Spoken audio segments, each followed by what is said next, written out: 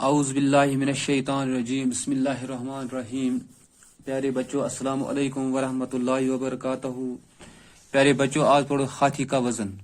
کیا پڑھو ہاتھی کا؟ ہاتھی سے پتہ ہاتھی ونان ہسس کاش ونان ہسس ایک ہوس نیبرکن وزن گو مینن تولن۔ ٹھیک ہے اس پڑھو یہ سبق اس وچھو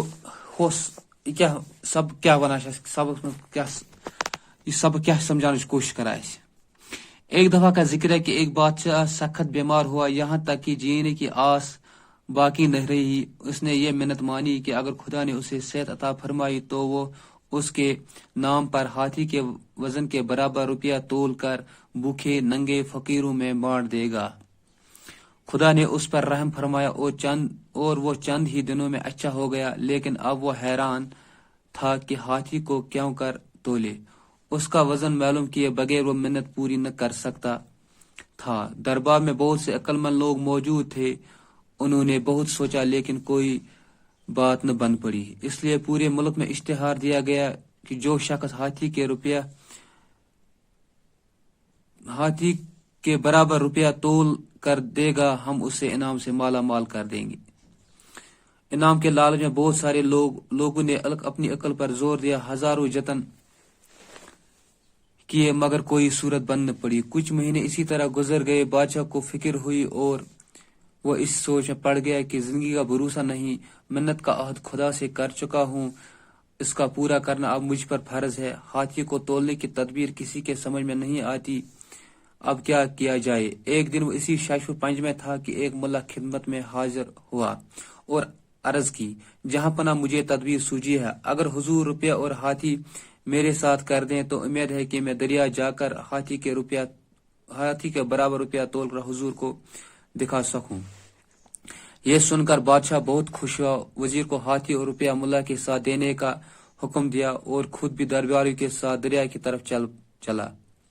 شہر میں یہ بات مشہور ہو گئی، اس لیے بہت سے تماشائی بھی دریا کی طرف روانہ ہوئے۔ جب بادشاہ درباری اور عام لوگ وہاں پہنچ گئے تو ملا نے ایک ناؤ کو کنارے کے قریب لا کر کھڑا کیا، لوگوں کو اس پر سوار کیا۔ ہاتھی کے بوجھ سے ناؤ کا کچھ حصہ ہاتھی کو اس پر سوار کیا گیا، ہاتھی کے بوجھ سے ناؤ کا کچھ حصہ پانی میں ڈوب گیا۔ جہاں تک ناؤ پانی میں ڈوبی تھی وہاں ملا نے نشان لگا دیا اور عرض کی، حضور ہاتھی کا وزن اتنا ہے، اب ہاتھی کے وزن کے برابر روپیہ تولنے کے لیے ناؤ کو اس نشانے تک پانی میں ڈبویا جائے۔ اس کے بعد ناؤ میں روپیے بھرنے کے لیے کہا گیا۔ بادشاہ کے حکم سے لوگ ناؤ میں روپیہ بھرنے لگے۔ ناؤ پانی میں نیچے گئی، جب نشان تک ناؤ ڈوب گئی تو ملا نے کہا، بس اب ہاتھی کے وزن کے برابر روپیوں کا وزن ہو گیا۔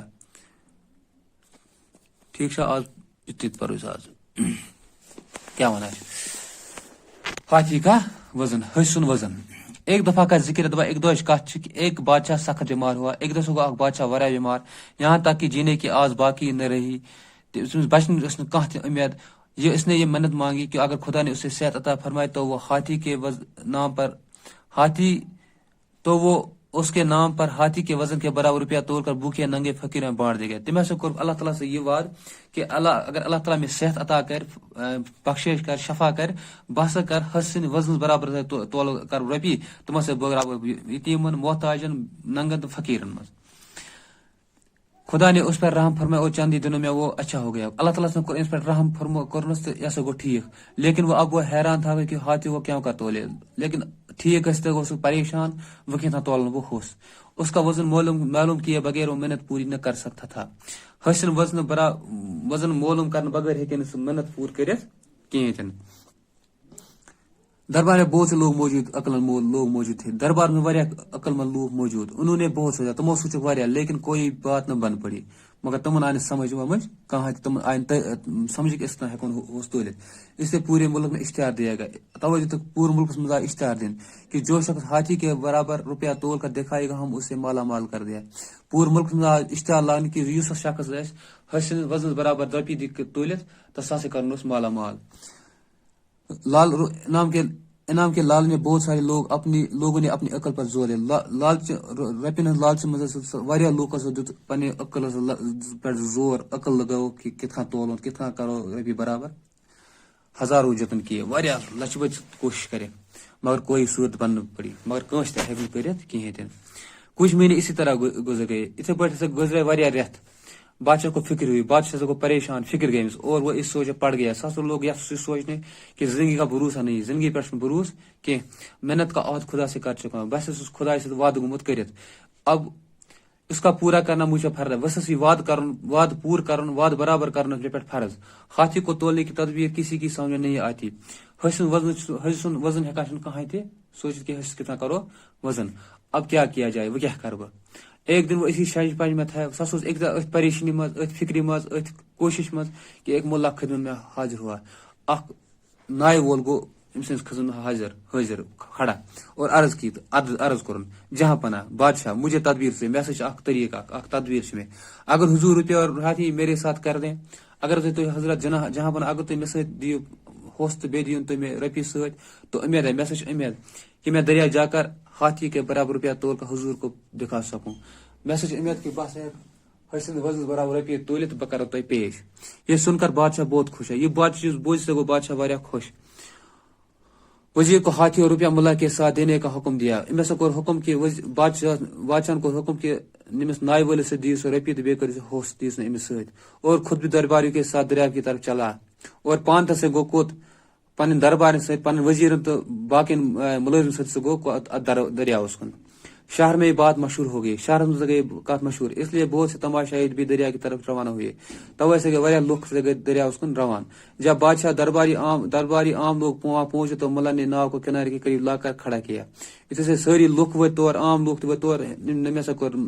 نائے والے سے ناؤ دریا نزدیک بڑھ ست تو ات مز بورن ہوس ہاتھی کو اس سوال ات میں کھولن ہوس ہاتھی کے بوجھ سے ناؤ کچھ پانی میں ڈوب گیا حسن وزن سے گو کہ نائن کی حصہ گو کت مز آبس مز جہاں تک ناؤ پانی میں ڈوبی تھی وہاں ملا نے نشان لگایا یوتن سے ناؤ سے آبس میں ڈوبیا مز تب لوگو نشان کم امے سے نائے ول اور عرض کی تو عرض حضور ہاتھی کا وزن اتنا آیا حضور حسن وزن سے یوتا اب ہاتھی کے وزن کے برابر روپیہ تولنے کے لیے ناؤ کو اس نشان تک پانی میں ڈبائی جائے وسا حسن وزن برابر سے دباؤ بے ناؤ ات میں رپی بھریں اس کے بعد ناؤ میں روپیہ بھرنے کے لیے کہا گیا ام پتہ سے آو نائے میں رپی بھرنے خاطر وننے بادشاہ کے حکم سے ناؤ میں روپیہ بھرنے لگے بادشاہ حکم سے لگے نائے میں رپی بھرنے ناؤ پانی میں نیچے ہوتی گئی ناؤ لج آبس تل گسنے جہاں نشان تک ناؤ ڈوب گئی تو ملا نے کہا اتنے سے نشان برابر گئی ناؤ آبس تک ملا نون بس اب ہاتھی کے وزن کے برابر روپیے کا وزن ہو گیا وہ کہ واسے گو حسن وزن برابر روپیے وزن ٹھیک ہے اتنے پور آواز